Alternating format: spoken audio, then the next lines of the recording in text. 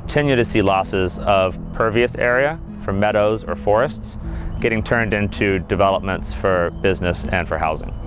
All this extra hard surface continues to contribute more and more stormwater, and when we see more rain coming in severe bursts, that makes the problem grow exponentially. The further upstream you can start protecting, the better we can keep flooding and other stormwater runoff problems from happening to everyone downstream. Sandy Spring Friends Meeting is a Quaker meeting house established at the headwaters of the Anacostia River next to Sandy Spring. They are the top of our watershed, both geographically at the far north of the drainage, and are the highest point in the watershed as well. So anything that happens at Sandy Spring Meeting can have effects for a huge swath of the watershed. All of the rain that falls on Sandy Spring Meeting runs into the parking lot and then into the headwaters. Sandy Spring, the stream, flows south until it joins the northwest branch.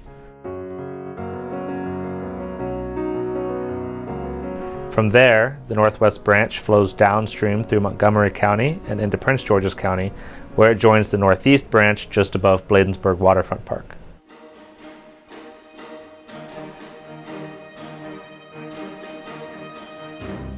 The two branches merge and become the Anacostia River, which flows 8.5 miles downstream to join the Potomac River at Haines Point. The Potomac River then flows downstream until it reaches the Chesapeake Bay and on into the Atlantic Ocean.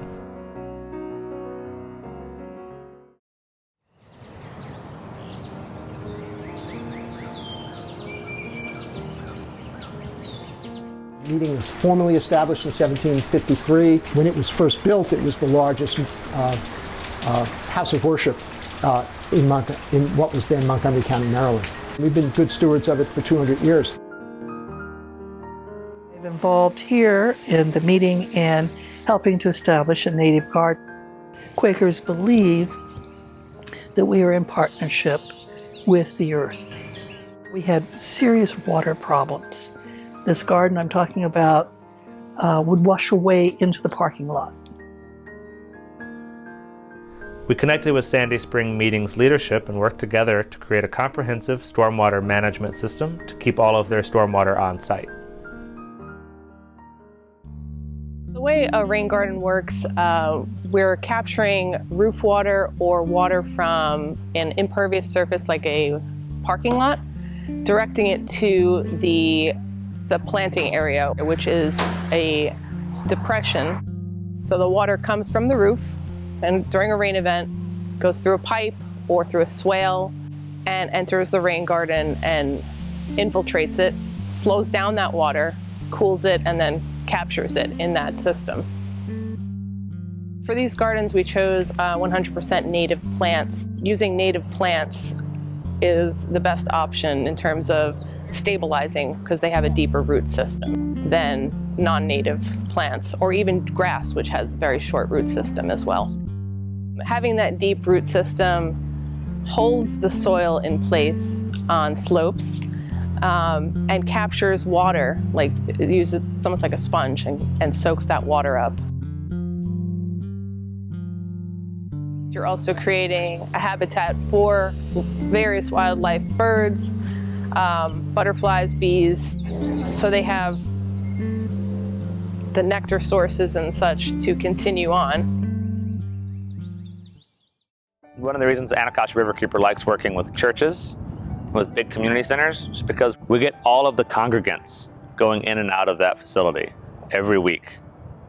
We get them comfortable with the idea of green infrastructure.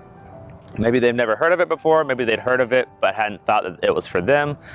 When they see a trusted source like their church installing these practices, it makes them much, much more likely to also themselves go to the county and ask, hey, how can I do this on my property?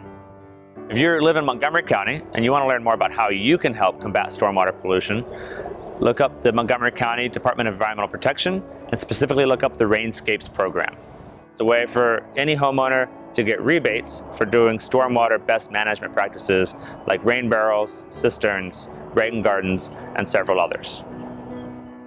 We've already had a couple of student groups from the school come over to have a conversation about what this is and why it's important and things like that. So it's really it's accomplishing what it was designed to do, not only capture the rain, but also to educate and inform people. You can create a garden for anyone's home, but creating something that has purpose and not just aesthetics. So it's capturing stormwater, it's creating a habitat. There's something to be said for that, it's at another level of design. I don't know if you're able to pick up the raindrops falling behind me, but it's working, it works. And that's really remarkable, that we're not generating any water on site with all of these roofs that we've built in the last couple of years to feed into the Anacostia. We're at the headwaters. This is where it all begins. So it's pretty cool.